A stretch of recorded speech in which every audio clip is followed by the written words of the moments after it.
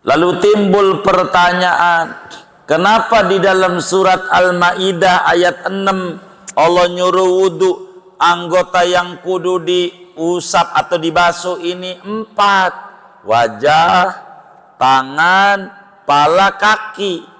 Ngapa 4 ini? Jawabannya karena 4 anggota ini yang sering ngerjain dosa, kudu disiram habis dosanya. Ini bagaimana wudu ini? Kok ampe kudu kumur-kumur, ampe kemudian tangan juga kudu dicuci. Ini bagaimana ini? Wudu pakai ampe kayak begitu-begitu. Ada latar belakangnya, ada sejarahnya. Bismillahirrahmanirrahim. Alhamdulillahi rabbil alamin. Wassalatu wassalamu ala sayyidina Muhammadin wa ala alihi wa sahbihi ajma'in.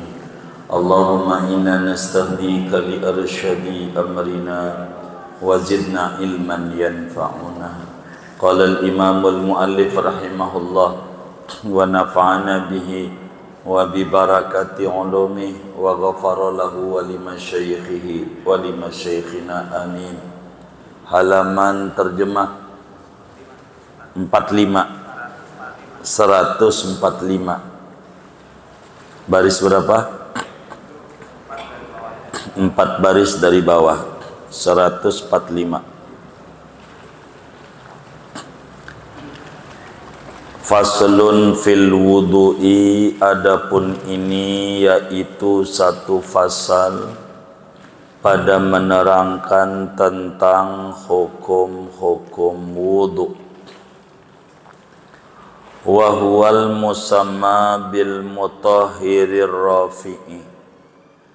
Adapun dia wudu yaitu yang dinamakan dengan bersuci yang dapat mengangkat hadas.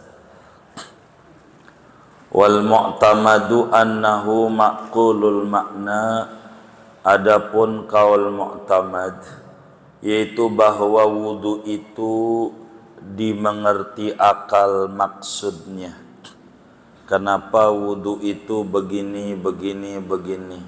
Ada rahasia apa di dalamnya? Li'anna sholata munajatur Rabbi ta'ala. Karena bahwa solat itu bermunajat dengan Allah subhanahu wa ta'ala. Fatulibat tandhifu li ajliha, maka dituntut kebersihan karena lantaran munajat. Wa inna makhtussar ra'su bil mashi li satrihi ghaliban. Hanya saja ditentukan oleh kepala dengan diusap, bukan dibasuh, karena tertutupnya kepala pada umumnya. Faktufiya fihi bi adna taharatin, maka dianggap cukup pada kepala dengan serendah-rendahnya bersuci. Wa khussatil a'dha'ul arba'atu bidzalika, dan ditentukan anggota tubuh yang 4, wajah, tangan, pala, kaki.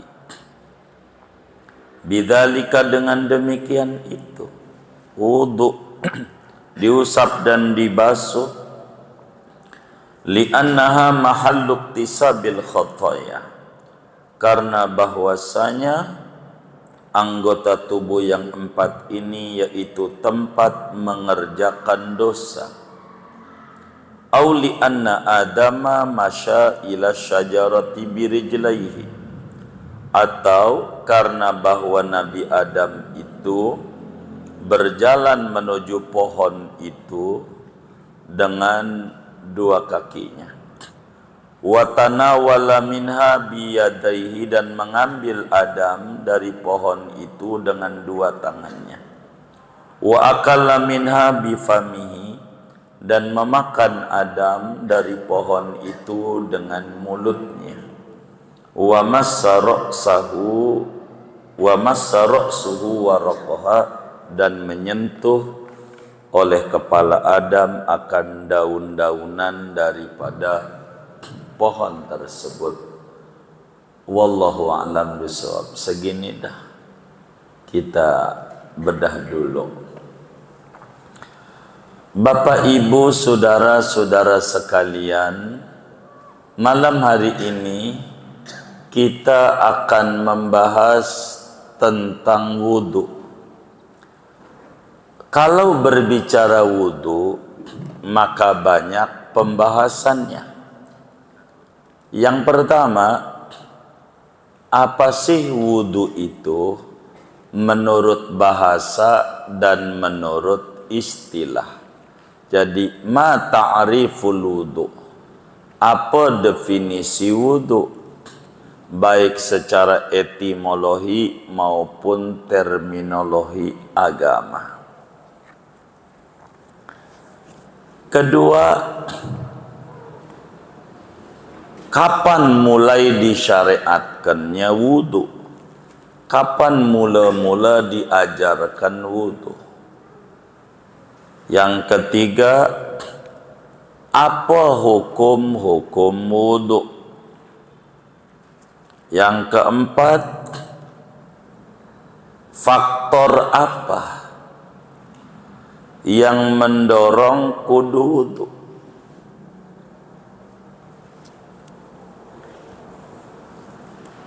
Kemudian kelima, apa fardu wudu, rukun wudu apa-apa.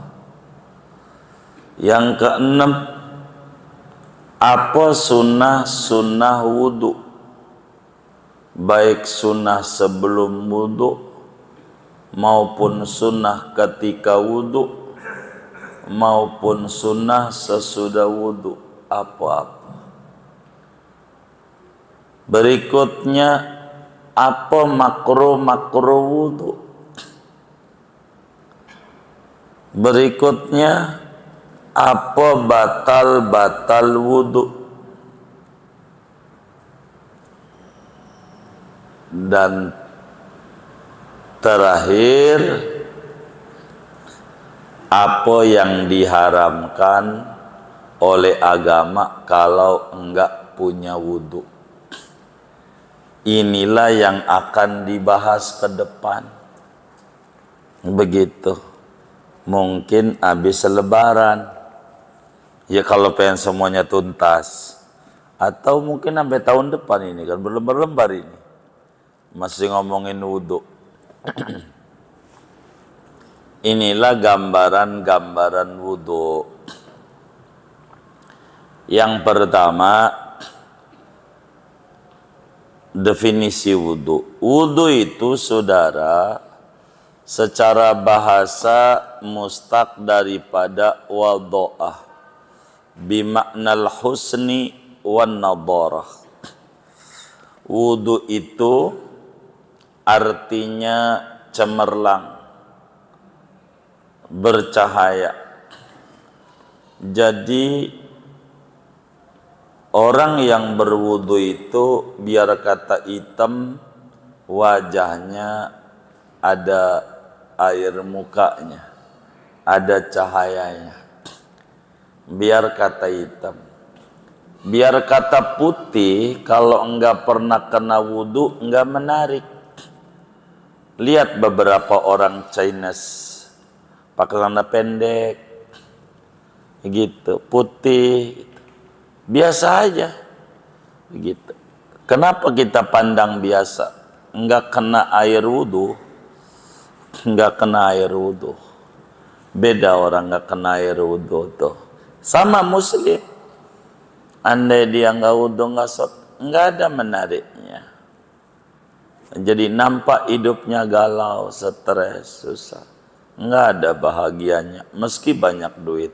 Apalagi enggak punya duit mah, lebih parah dia. Itu begitu. Itu wudu. Dan wudu di dalam terminologi agama adalah isti'malul ma'i bi'a'dha'in makhsusatin ala wajhin makhsusin biniyatin. Wudu dalam terminologi agama adalah menggunakan air suci mensucikan. Jadi menggunakan air suci mensucikan.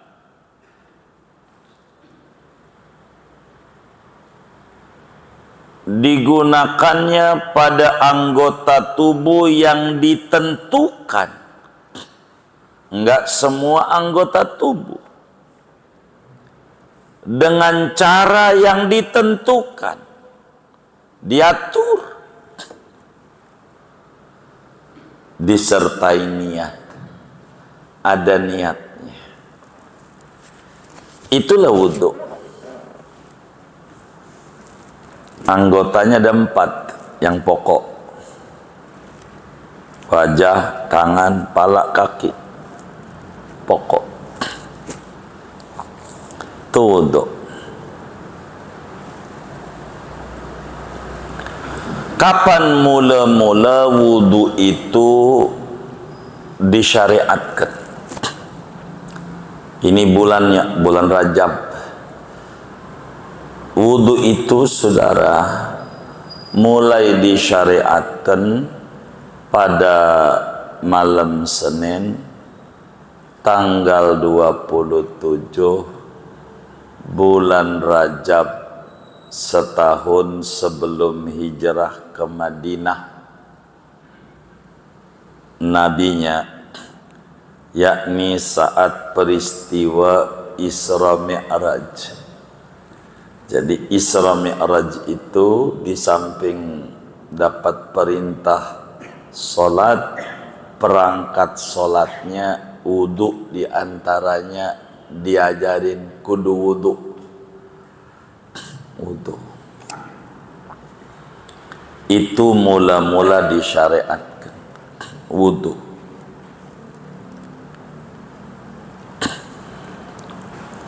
Kemudian apa hukum wudu?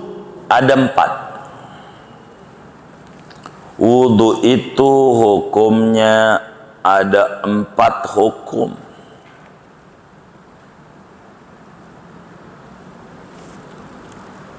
Yang pertama wajib.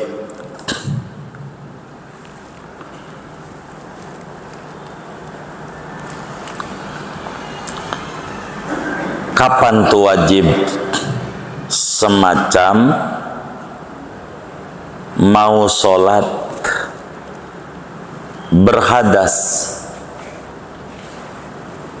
semacam mau sholat, mau tawaf, enggak punya wudu, maka wudu itu diwajibkan.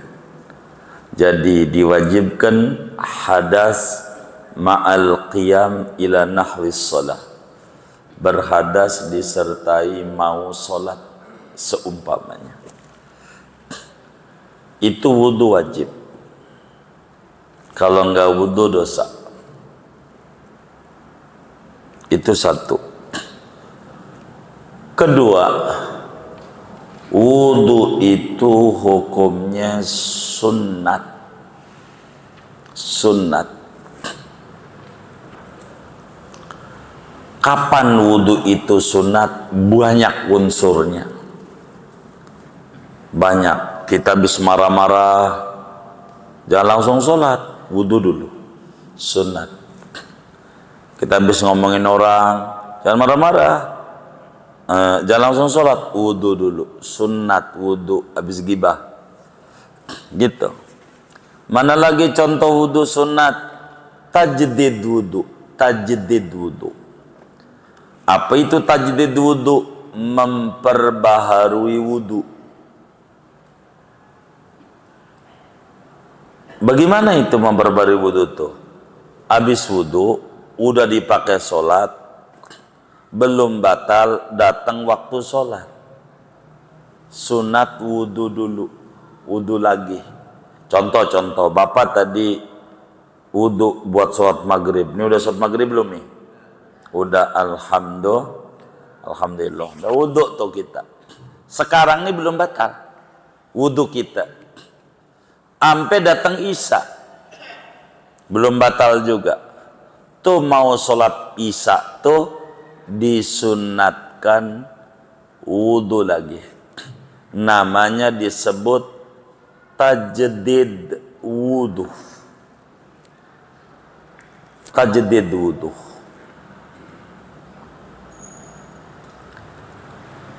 Karena Qur'annya dalam surat Al-Maidah, ya ayyuhalladzina amanu idza qumtum ila sholati faghsilu. Bila Anda mau sholat, wudu dulu, faghsilu wujuhakum, dan seterusnya, wudu dulu. Terkesan batal maupun gak batal, begitu. Tapi yang wajib kalau batal maksudnya. Kalau gak batal, sunat. Lalu kalau wudu, tajdid wudu itu niatnya bagaimana? Niatnya begini. Nawaitu tajdidal wudu'i sunnatan lillahi ta'ala. Pada waktu basuh mukanya tuh aku niat memperbaharui wudu. Sunat karena Allah Ta'ala. Bingung kalau begitu mah, kita lagi puyeng mikirin dagangan aja lagi payah. Udah begini aja, niat wudunya yang pendek. Nawaitul wudu'a lillahi ta'ala. Udah gitu. Tajdid wudu itu niat yang pendek aja. Aku niat berwudu karena Allah Ta'ala. Udah jadi. Tapi kalau niatnya begini enggak jadi. Dapat ganjaran kagak, cuman basah-basahan doang. Kalau kita niatnya nawaitul wudu'a li raf'il hadasil asghari fardot lillahi ta'ala, wudunya enggak jadi, cuman basah doang. Kalau niatnya begitu tuh, aku niat berwudu karena mengangkat hadas kecil. Kata malaikat pret, emang lu punya hadas? Begitu. Kagak. Jadi makanya niatnya yang pendek aja, nggak usah dibuat nawaitul wudu'a lillahi ta'ala. Itu namanya cara niat tajdid wudu. Entar panjangnya di depan. Saya hanya memberikan gambaran kerangka umum agar kita mengerti hukum wudu macam-macam. Yang ketiga, hukum wudu itu makruh, dibenci oleh Rasulullah sallallahu alaihi wasallam. Nabi tak suka dia mengerjakan begitu. Makruh. Bagaimana makruh itu contohnya? Yang wudu makruh, tajdid wudu belum dipakai sholat, itu makruh.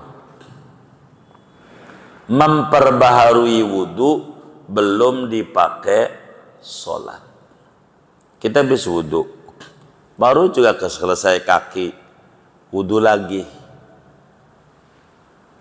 Itu bikin boros sama air masjid. Mana jarang ngisi kotak amal lagi. Begitu. Itu namanya bukan tajdid sunnat, tajdid ghair masyru'. Sama, kita wudu jam 11, belum dipakai sholat habis wudu tuh. Belum. Datang zuhur, wudu lagi, makruh. Kan udah 2 jam, enggak ngaruh. Anda belum dipakai wudunya. Pakai dulu. Baru wudu lagi. Wudu lagi. Kalau begitu saya sholat duha 8 rakaat. Habis 2 rakaat salam, mau sholat lagi, wudu lagi. Iya, sunat. Kalau memperbarui 2 rakaat wudu lagi. 2 rakaat wudu lagi. 2 rakaat wudu lagi. Itu ya kalau sampai kayak begitu tuh masuk surganya duluan kayaknya. Luar biasa. Yang kayak gitu. Apalagi taraweh. Kan 20 rakaat ya kan? Berarti 10 kali wudu ya kan? Tuh, kan luar biasa. Kata imamnya gua tinggal juga nih. Kata imamnya begitu. Tajdid itu sunnah. Memperberwudu kalau sudah dipakai. Kalau belum dipakai, makruh. Belum dipakai, makruh. Belum dipakai, pakai dulu buat sholat. Mau dipakainya sholat syukur wudu ke, mau dipakainya tahiyatul masjid ke, yang penting pakai. Kalau belum dipakai, tajdid wudu, makruh. Makruh. Yang keempat, haram. Wudu bukannya dapat ganjaran, dapat dosa. Bukannya dapat pahala, tapi dapat palu. Begitu. Kapan tuh wudu tuh haram? Seperti perempuan lagi men wudu, lagi men, masih men wudu, namanya muraghaman li syariah, menantang agama. Haram. Lagi men wudu, nggak boleh lagi men wudu tuh, tidak boleh, haram. Haram. Baik, haram. Tuh 4 hukum wudu. Jadi wudu itu hukumnya bisa wajib, bisa sunnah, bisa makruh, bisa haram secara hukum. Itu wudu. Lalu timbul pertanyaan, ini materi kita. Apakah wudu itu masuk logika, ataukah wudu itu adalah irasional? Namanya disebut ta'abbudi. Ta'abbudi itu ma la yuqalu makna, sesuatu yang tidak dimengerti akal maksudnya. Pokoknya dogma, dari sononya begono ya begono. Artinya kenapa wudu itu kumur dulu, hidung, wajah, tangan, pala, telinga, kaki. Ngapa begitu? Ulama berbeda pendapat. Ada ulama yang jawab ta'abudi. Biar gampang, ta'abudi itu memang dari sononya begono, udah ikuti aja. Begitu namanya ta'abbudi. Pendapat yang kedua, ta'akuli, dimengerti akal. Karena Islam itu dimengerti logika sehat ajarannya. Dari 2 pendapat ini yang mana yang kuat? Kata Syekh Nawawi, wal mu'tamadu annahu maqulul makna. Pendapat yang kuat bahwa wudu itu dimengerti. Kenapa ajarannya begini? Ini logikanya begitu. Masuk logika. Bagaimana logikanya? Begini. Salat itu adalah berbincang dengan Tuhan, ngobrol dengan Allah. Kata Nabi dalam hadisnya, innamal musalli munajin rabbah. Sesungguhnya orang yang sholat itu adalah dia sedang beraudiensi dengan Tuhan, dia sedang ngobrol dengan Allah, sedang bercakap dengan Tuhan, bercakap-cakap. Maka lagi kita mau kondangan doang, ketemu pengantin, mandi dulu apa langsung dari tidur langsung kondangan? Nah, menjaga kebersihan karena mau ketemu pengantin, mau ketemu presiden, mau ketemu raja. Begitu juga sholat. Karena sholat mau ketemu raja di raja, mau ngobrol sama Allah, maka disyariatkan bebersih dulu dengan aturan yang diatur, yang disebut dengan nama, wudu. Tuh, begitu logikanya. Wudu dulu. Begitu, wudu dulu. Orang mau ketemu pacar aja pakai mandi, nggak belekan. Masa mau ketemu Allah langsung aja? Enggak. Kudu bebersih dulu. Maka wudu ini adalah permulaan menuju munajat sama Allah. Rapihkan dalam wudu supaya Allah rapihkan kita dalam sholat kita. Itu begitu. Lalu kemudian, kenapa dalam wudu ada dua ajaran? Satu dibasuh, satu diusap.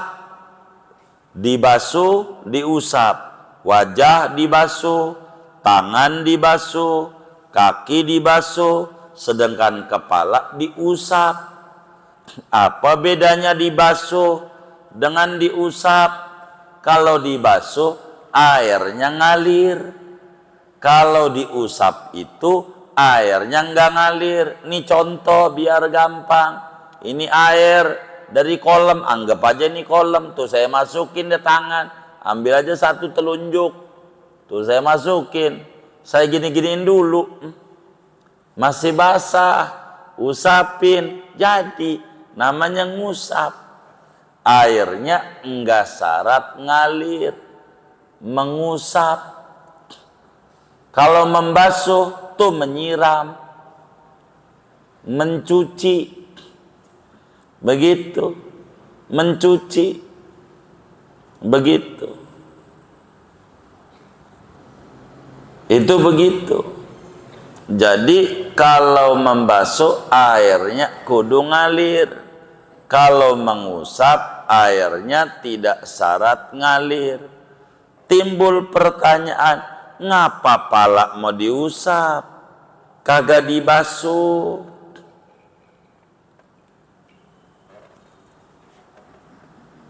Kok yang lain dibasuh? Jawabannya banyak. Salah satunya, pala mau ketutup, seringnya ditutup. Apalagi perempuan, laki juga sunat tutup pala. Pala tuh ditutup. Jadi karena ditutup, cukuplah yang penting kena air. Kalau yang penting sekedar kena air, diusap juga jadi. Itu begitu. Pala diusap. Lagi hikmahnya banyak. Kenapa pala itu diusap bukan dibasuh? Kalau saudara dibasuh ini pala, kudu kena air yang banyak digini-giniin, itu pici hitamnya tiap minggu ganti, boros. Begitu picinya itu, gitu. Mana picinya hitam lagi? Jadi ininya nih, depannya nih, cepet kotor. Ininya nih, kalau dibasuh, diusap aja. Jadi enggak ngerusak di pici, enggak tiap minggu ganti pici, boros anggarannya, RAB lagi. Begitu, repot. Itu begitu. Pala makanya diusap.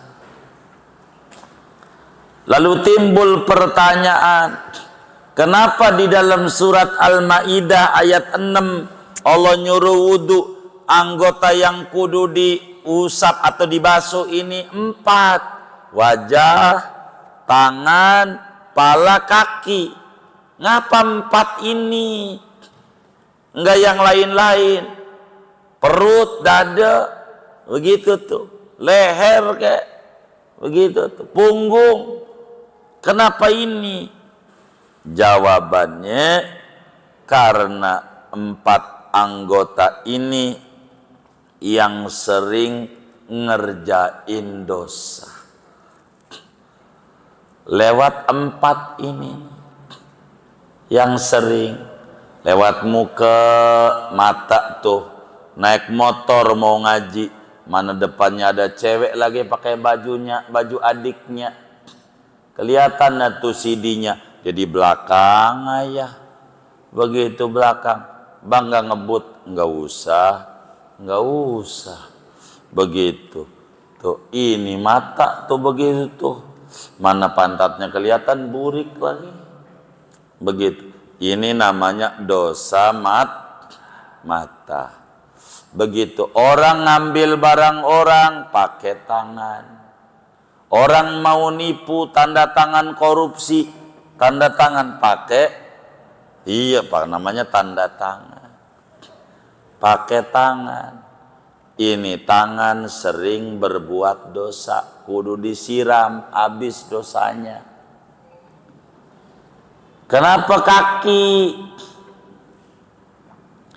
Kaki ini yang sering jalan-jalan yang enggak. Begitu, kalau tempat dangdutan aja 5 kilo aja kuat. Gitu. Kalau tempat yang baik aja, begitu, musola masjid, padahal dia nempel dengan rumahnya, enggak kuat. Begitu. Emang ada yang kayak begitu? Enggak ada, alhamdulillah.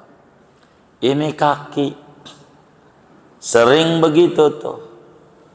Mana waktu main bola bukan nyari bola, nyarinya kaki orang mulu. Ini kaki. Ini sering berbuat dosa. Ini nih kudu dihapus. Dihapusnya caranya dengan wudu. Maka 4 anggota ini, itulah kenapa yang disuruh disiram oleh Allah kalau wudu. Tuh Syekh Nawawi terangin. Kalau kita ditanya, tuh wudu ngapa 4 anggota? Yang kayak begitu ditanya. Tuh yang ditanya tuh pagar laut tuh, pagar laut. Laut tuh yang kayak gitu tuh. Tuh. Pak alasan aja padahal kagak bisa jawab.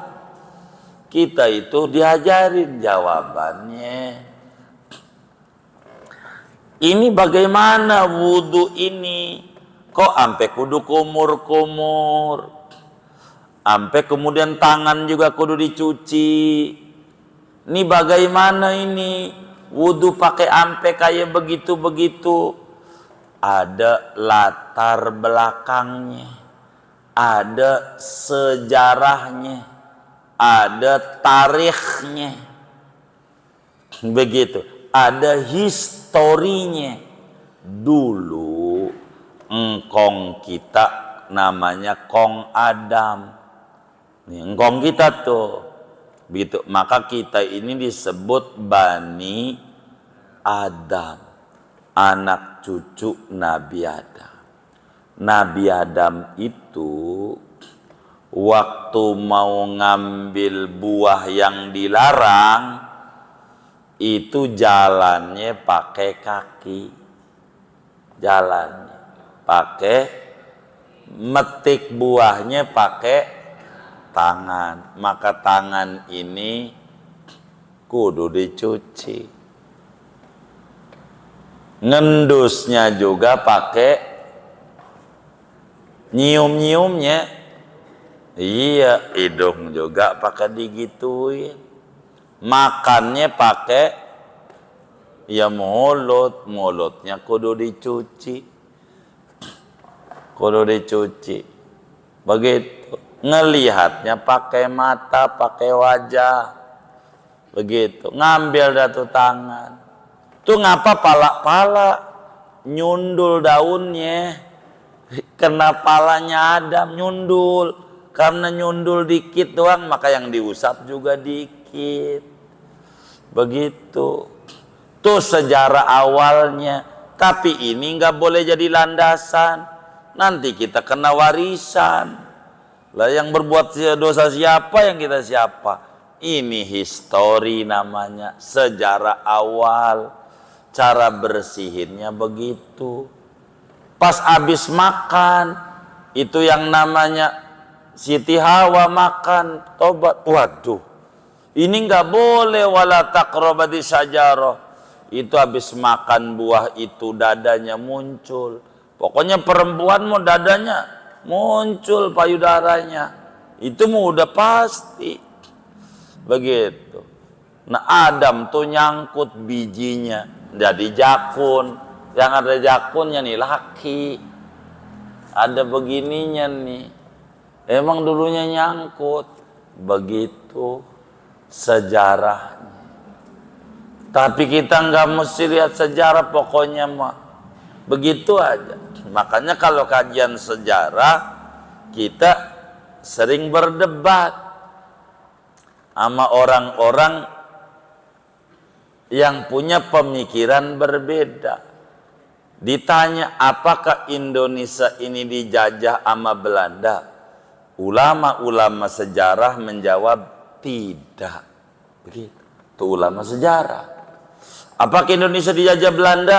Kata ulama-ulama sejarah tidak. Kata kita yang tidak belajar dijajah bahkan 350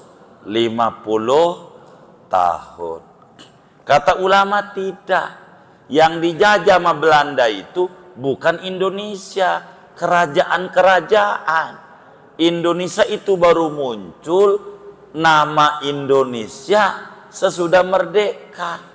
Ada nama Indonesia. Tadinya ada kerajaan Samudra Pasai, ada kerajaan Banten, ada kerajaan Demak, ada kerajaan Kutai Kartanegara, ada kerajaan Ternate. Itu yang dijajah. Indonesia lah belum ada. Indonesia baru ada ketika merdeka. Namanya apa ya? Dikasih nama Indo, maka ada orang kalau Indonesia sebutannya kagak dijajah. Kalau sebutannya kagak. Orang Belanda udah pergi jadi Indonesia mah. Udah pergi. Waktu ngejajah lah bukan Indonesia. Yang dijajah itu Batavia, begitu Sumedang, kerajaan Cirebon, kerajaan Tidore, begitu kerajaan Demak, begitu yang dijajah. Indonesia bukan dulu, masih Nusantara, begitu. Tuh, ada orang menyebut begitu, jangan salahin. Itu nih berbicara pemikiran namanya. Barangnya mau itu juga sih. Begitu. Waktu dijajah tuh belum nama Indonesia, tapi ya dijajah. Itu begitu. Itu. Begitu. Kayak begitu. Jadi saudara, ini diantara alasan kenapa wudhu kudu begini, kudu begini, kudu begini. Tapi ini namanya ilat ghaiyah. Namanya ilat ghaiyah. Ilat ada dua alasan tuh. Ada ilat ghaiyah, ada ilat hukmiyah. Yang menjadi dasar adalah ilat hukmiyah. Sebab al-illatul ghaiyatu la tusbitul hukma. Ilat ghaiyah itu tidak menetapkan adanya hukum. Ini sejarah-sejarah ini enggak menetapkan ada hukum. Ya, yang menetapkan ada hukum Al-Quran nyuruh kita wudhu kalau mau sholat. Mau sebabnya apa kek? Makanya ada ulama bilang, udah dari sononya wudhu begitu. Begitu. Nah, maka ketika timbul pertanyaan, apakah wudhu itu ta'abudi ataukah makulul makna, yakni ta'akuli? Maka ulama berbeda-beda pandangan. Yang mu'tamad ta'akuli, dimengerti hikmah. kenapa begini wudhu, kenapa begini, ampe kenapa yang kentut pantat, yang disiram muka, apa enggak ini yang berbuat salah siapa, yang dihukum siapa? Ini enggak benar ini, kan yang salah pantat. Ngapa yang dihukum muka? Bukan, emang sih yang salah pantat, tapi yang merah bukan pantat. Kalau di muka umum, dut aja muka umum, yang merah apa? Hah? Ya muka, ada sambungannya, walaupun dari pantat sambungannya ke atas. Kalau anak buahnya bermasalah, dicopot pimpinannya. Emang begitu. Bisulan di pala, dokter yang cerdas bukan disuntik bisulnya, dokter yang cerdas yang disuntik pantatnya.